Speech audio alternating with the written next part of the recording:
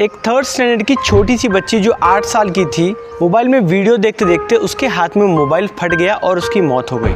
आज की इस वीडियो में इस टॉपिक के बारे में थोड़ा डिटेल में बात करना बहुत ज़्यादा ज़रूरी है, क्योंकि आजकल पेरेंट्स बच्चों को देखते हैं कुछ रोना चालू करते हैं बच्चे तो मोबाइल हाथ में दे देते हैं, बिना ये सोचे कि वो मोबाइल कितना हमारे बच्चों के लिए हानिकारक हो सकता है, उनको मेंटली कितना अफेक्ट पड़ सकता है, फिजिकली उनको क्या हार्म हो सकता है, ये सोचे बिना ही मोबाइल दे देते हैं बच्चों को और इस तरीके के हादसे पेश आते हैं। आज की इस वीडियो में ये समझने की कोशिश करेंगे कि इन हादसों से हम कैसे बचा सकते हैं अपने बच्चों को। सिर्फ बच्चों के लिए नहीं, बड़ों के लिए भी ये है। तो वीडियो का एंड तक जरूर देखना और जो लोग मेरे चैनल को सब्सक्राइब नहीं करे, चैनल को सब्सक्राइब कर लेना। 8-year-old girl in Kerala lost her life after the smartphone that she was using to browse videos online exploded right in front of the face.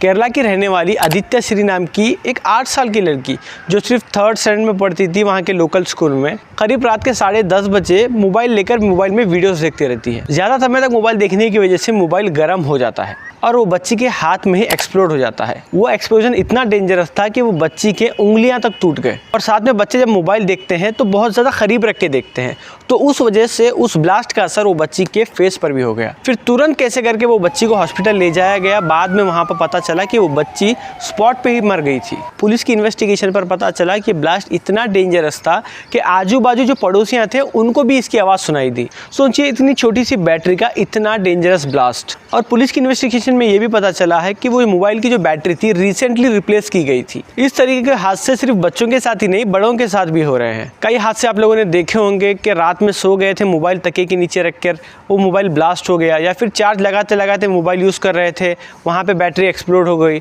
ऐसे कई केसेस हैं जिसमें बहुत सारे लोगों की जान चली गई है। अब उस छोटी सी मासूम बच्चे की जान तो चली गई, उसके लिए हम कुछ भी नहीं कर सकते, लेकिन एटलीस्ट उसके जैसे जो दूसरे बच्चे हैं उनके लिए तो हम कुछ कर सकते हैं। अगर आपके भी घर में बच्चे हैं तो थोड़ा ध्यान से सुनना, मैं बताने वाला हूँ कि कैसे आप लोग इन तरीकों के हादसे से बच सकते हैं। सबसे पहली चीज़, जो भी छोटे बच्चे हैं उनके हाथ में किसी भी तरीके की इलेक्ट्रॉनिक चीज़ मत देना। हम बड़े हैं, हमको समझ में आता है कि किस तरीके से क्या हो रहा है। अगर हमारा मोबाइल ओवरहीट भी हो रहा है तो एटलीस्ट हम देख तो लेते हैं कि मोबाइल हीट हो रहा है। बच्चों को वो भी समझ में नहीं आता। दूसरी मेन इंपॉर्टेंट चीज़, रात के टाइम पर मोबाइल को अपने से दूर रखकर सोइए।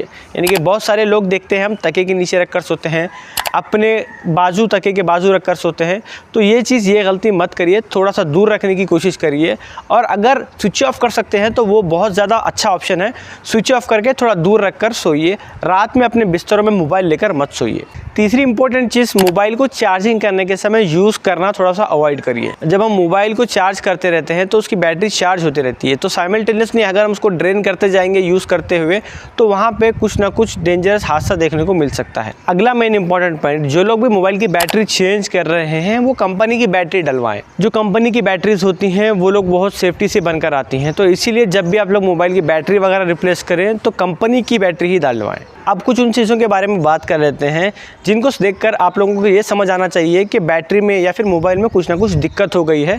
अब इसको हमको मोबाइल को रिपेयर करवाना चाहिए या फिर फेंक देना चाहिए। सबसे पहली चीज़, मोबाइल की बैटरी ज़्यादा यूज़ होने पर मोबाइल की बैटरी थोड़ी सी फूक जाती है, यानी कि मोटी हो जाती है। अगर इस तरीके से मोबाइल की बैटरी मोटी हो रही है तो तुरंत उसको जाके रिप्लेस करवा लेना। अगला जो पॉइंट है वो है मोबाइल ओवरहीट होना। मोबाइल यूज़ करते करते आपने नोटिस किया होगा मोबाइल गर्म होना स्टार्ट होता है, तो वैसे टाइम पे थोड़ा ध्यान देना। जब भी आप मोबाइल ज़्यादा यूज़ कर रहे हैं, मोबाइल गर्म हो जाए तो मोबाइल को थोड़ा सा साइड में रख देना ठंडा होने के लिए।